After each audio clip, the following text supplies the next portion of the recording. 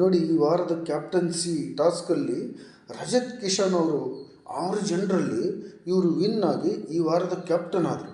ಇನ್ನು 8-10 ದಿನ ಇವರು ಕ್ಯಾಪ್ಟನ್ ಆಗಿ ಆಡ್ತಾ ತನ್ನ ಗಮ್ಮತ್ತನ್ನು ತೋರಿಸೋಕ್ಕೆ ಒಂದು ಅವಕಾಶ ಸಿಕ್ಕಿದೆ. ಇವರಿಗೆ ಅಷ್ಟು ಈಸಿಯಾಗಿ ಕ್ಯಾಪ್ಟನ್ಸಿ ಸಿಕ್ಕಿದ್ದಲ್ಲ. ಮೊದಲನೇ ದಿನದಿಂದಲೇ ಫ್ಯಾಮಿಲಿ ರೌಂಡನ್ನು ನಡೀತಾ ಇತ್ತು. ಇದರಲ್ಲಿ 9 ಜನ ಕಂಟೆಸ್ಟೆಂಟ್ಸ್ ಬಿಗ್ ಬಾಸ್ ಮನೆಯಲ್ಲಿದ್ದರು. ಪ್ರತಿಯೊಬ್ಬ ಕಂಟೆಸ್ಟೆಂಟ್ಸ್ ಮನೆಯಿಂದ ಒಬ್ಬರು ಈ ಥರ ಫ್ರೆಂಡ್ ಸರ್ಕಲ್ ಈ ಥರ ಎಲ್ಲ ಮನೆಗಳಿಗೆ ಬಂದು ಅವ್ರನ್ನ ಯೋಗಕ್ಷೇಮ ಮಾತಾಡಿಸಿ ಅವರಿಗೆ ಗೇಮ್ ಪ್ಲ್ಯಾನ್ಗಳನ್ನು ಹೇಳಿಕೊಡ್ತಾ ಹೋಗ್ತಿದ್ರು.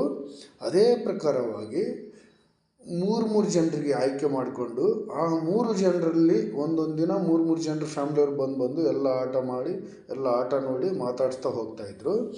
ಅದರಲ್ಲಿ ಮೊದಲನೆಯದಾಗಿ ಭವ್ಯ ಅವರ ಫ್ಯಾಮ್ಲಿ, ರಜತ್ ಅವರ ಫ್ಯಾಮಿಲಿ ಹಾಗೂ ತ್ರಿವಿಕ್ರಮ್ ಅವರ ಫ್ಯಾಮ್ಲಿಯವರು ಬಂದು ಅವ್ರ ಜೊತೆ ಇನ್ವಾಲ್ವ್ಮೆಂಟ್ ಆಗಿ ಗೇಮ್ ಪ್ಲ್ಯಾನ್ ಎಲ್ಲ ನಡೆಸಿದ್ರು.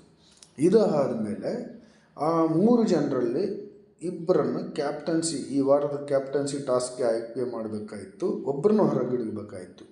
ಅದರಲ್ಲಿ ರಜತ್ ಹಾಗೂ ತ್ರಿವಿಕ್ರಮ್ ವಿನ್ ಆಗ್ತಾರೆ. ಭವ್ಯ ಕ್ಯಾಪ್ಟನ್ಸಿ ಟಾಸ್ಕಿಂದ ಹೊರಗೆ ಹೋಗ್ತಾರೆ ಸೋತು.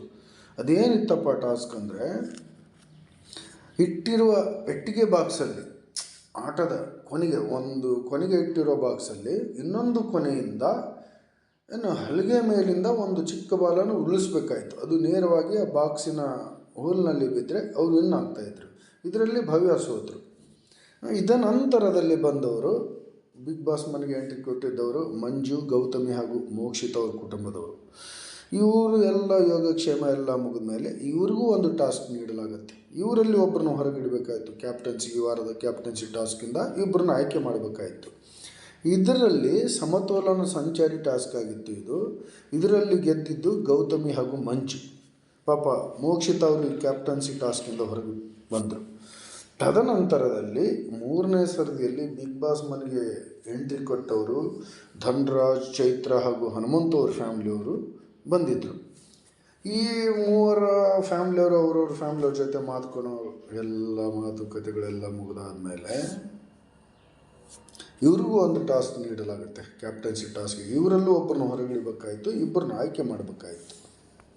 ಇದಕ್ಕೆ ಮುತ್ತಿನ ಸುರುಮಳೆ ಅನ್ನುವಂಥ ಟಾಸ್ಕ್ ಹೆಸರಿಟ್ಟು ಒಂದು ಉದ್ದನ ಕಟ್ಟಿಗೆ ಕೋಲಿಗೆ ಲಿಪ್ಟಿಕ್ಕನ್ನು ಸವರಿ ಅದನ್ನು ಕಾಂಟೆಸ್ಟೆಂಟ್ಸ್ಗಳು ಕೈಯಿಂದ ಮುಟ್ಟದೆ ತುಟಿಗೆ ಹಚ್ಕೊಂಡು ದೂರದ ಇನ್ನೊಂದು ಕಡೆ ಇರುವಂಥ ಹಲಿಗೆಯಲ್ಲಿ ಮುತ್ತಿನ ಗುರುತುಗಳನ್ನು ಅಚ್ಚೊತ್ತಬೇಕಾಯಿತು. ಇದು ಟಾಸ್ಕ್.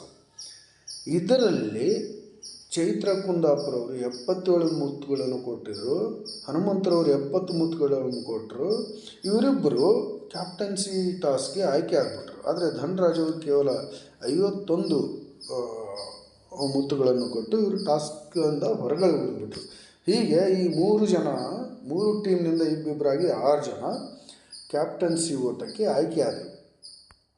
ಅದರಲ್ಲಿ ಹನುಮಂತು, ಚೈತ್ರ, ತ್ರಿವಿಕ್ರಮ್, ರಜತ್, ಗೌತಮಿ ಹಾಗೂ ಉಗ್ರಂ ಮಂಜುರವರು ಕ್ಯಾಪ್ಟನ್ಸಿ ಟಾಸ್ಕ್ನ ಓಟದಲ್ಲಿದ್ದರು. ಇವರಿಗಾಗಿ ಮತ್ತೆ ಒಂದು ಟಾಸ್ಕನ್ನು ನೀಡಲಾಯಿತು. ಈ 6 ಜನರಲ್ಲಿ ಒಬ್ಬರನ್ನ ಕ್ಯಾಪ್ಟನ್ ಆಗಿ ಆಯ್ಕೆ ಮಾಡಬೇಕಾಯಿತು. ಅದರಲ್ಲಿ ಈ ಟಾಸ್ಕ್ ಏನಿತ್ತಂದರೆ, ಕಣ್ಣಿಗೆ ಬಟ್ಟೆಯನ್ನು ಕಟ್ಟಿಕೊಂಡು ಹಲಗೆಯಲ್ಲಿ ಒಂದು ಬೋರ್ಡ್ ಇರುತ್ತೆ, ಹಲಗೆ ಗೋಡೆಗೆ, ಅದರಲ್ಲಿ ಕ್ಯಾಪ್ಟನ್ ಅನ್ನುವಂತಹ ಒಂದು ಖಾಲಿ ಇರುವಂಥ ಸ್ಥಳದಲ್ಲಿ ಈ ಇನ್ನೊಂದು ತುದಿಯಲ್ಲಿ ಇರುವಂತಹ ಅಕ್ಷರಗಳನ್ನು 6 ಅಕ್ಷರಗಳನ್ನು CAPTION ಈ ಥರ ಕ್ರಮವಾಗಿ ಆ ಪದಗಳನ್ನು ತಗೊಂಡೋಗಿ ಆ ಹಲಗೆಯಲ್ಲಿರುವ ಖಾಲಿ ಜಾಗದಲ್ಲಿ ಕೂಡಿಸ್ಬೇಕಾಯಿತು. ಅದರಲ್ಲಿ ಗೆದ್ದವರೇ ಈ ವಾರದ ಕ್ಯಾಪ್ಟನ್ ಆಗ್ತಾರೆ. ಆ ಥರದ ಈ ಟಾಸ್ಕಲ್ಲಿ ರಜತ್ ಕಿಶನ್ ಅವರು ಹೊಸ ಕ್ಯಾಪ್ಟನ್ ಆಗಿ ಆಯ್ಕೆ ಆಗಿಬಿಟ್ರು.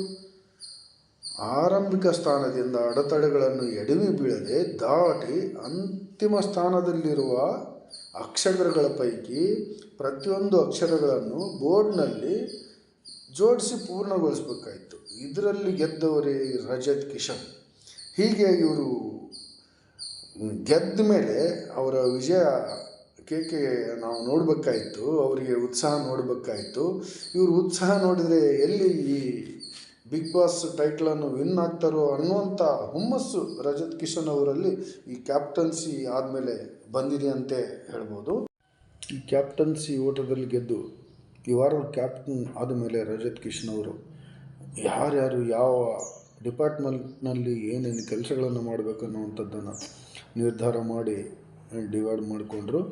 ಇದಾದ ನಂತರದಲ್ಲಿ ಬಂದಿದ್ದೆ ಬಿಗ್ ಬಾಸ್ ಮಂದಿಗೆ ಕಿಚ್ಚನ ಊಟದ ಸರ್ಪ್ರೈಸ್. ಎಲ್ಲರೂ ಪಾರ್ಸಲ್ ಇರುವಂಥ ಕೋಣೆಗೆ ಉತ್ಸಾಹದಿಂದ ಹೋಗ್ತಾರೆ.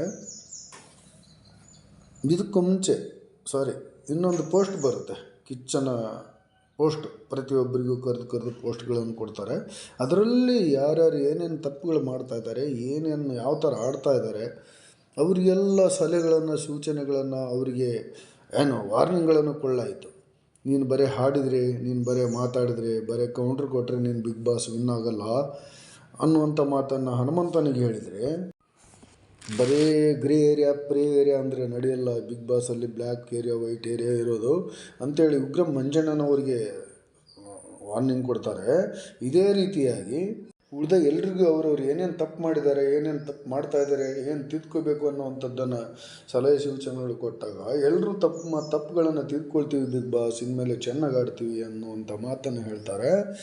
ಇದಾದ ನಂತರ ಇವರಿಗೆ ಕಂಡಿದ್ದೆ ಊಟದ ಇರುವಂಥ ಒಂದು ಪಾರ್ಸಲ್ ಬ್ಯಾಗ್ಗಳು.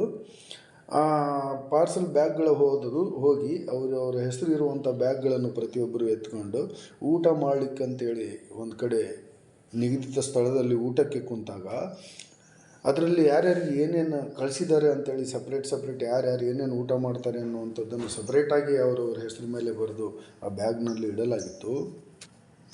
ಅದರಲ್ಲಿ ಎಗ್ ತಿನ್ನೋರಿಗೆ ಎಗ್ಗು, ರೈಸ್ ಐಟಮ್ ತಿನ್ನೋರಿಗೆ ರೈಸ್ ಐಟಮು, ಲೆಗ್ ಪೀಸ್ ಬೇಕಾದವರು ಅಂಥವ್ರಿಗೆ ಲೆಗ್ ಪೀಸು, ಏನ್ರಿ ಪನ್ನೀರ್ ಐಟಮು, ವೆಜ್ ಪನ್ನೀರ್ ಇದ್ದವರಿಗೆ ಅವ್ರಿಗೆ, ಚಿಕನ್ ಫ್ರೈಡ್ ರೈಸ್ ಇದ್ದವರಿಗೆ ಚಿಕನ್ ಫ್ರೈಡ್ ರೈಸು, ಈ ಥರ ಯಾರ್ಯಾರು ಏನೇನು ತಿಂತಾರೆ ಅಂಥೇಳಿ ಮೊದಲೇ ಅವರಿಗೆ ಲೀಸ್ಟ್ ಇರುತ್ತೆ.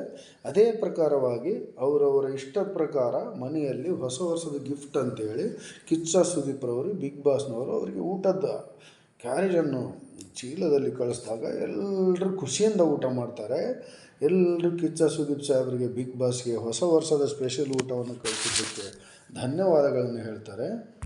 ಇದು ಬರೀ ಊಟ ಅಲ್ಲ ಬಿಗ್ ಬಾಸ್, ಇದು ನಿಮ್ಮ ಪ್ರೀತಿ, ಕಿಚ್ಚನ ಪ್ರೀತಿ ಅಂಥೇಳಿ ಎಲ್ಲರೂ ಆ ಕಿಚ್ಚ ಸುದೀಪ್ರವರ ಪ್ರೀತಿಗೆ ಧನ್ಯವಾದಗಳನ್ನು ತಿಳಿಸ್ತಾರೆ. ವೀಕ್ಷಕರೇ, ಇದಾಗಿತ್ತು ಈ ದಿನದ ಬಿಗ್ ಬಾಸ್ನ ಎಪಿಸೋಡ್.